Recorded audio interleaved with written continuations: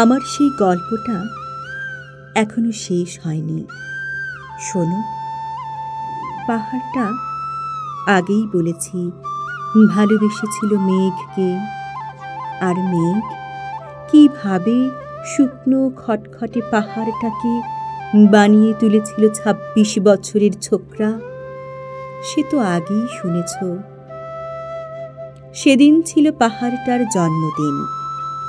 পাহাড় মেঘকে বললে, আজ তুমি লাল শাড়ি পরে আসবে। মেঘ পাহাড়কে বললে, আজ তোমাকে স্নান করিয়ে দেব চন্দন জলে।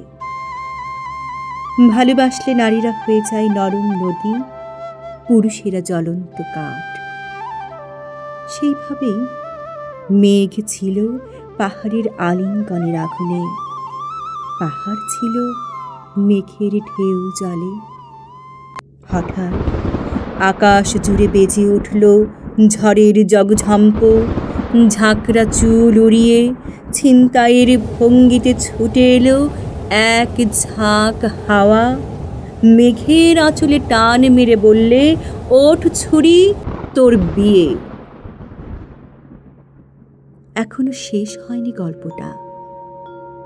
বজ্রের সঙ্গে মেঘের বিয়েটা হয়ে গেল ঠিকই, কিন্তু পাহাড়কে সে কোনো দিনই ভুলতে পারল না।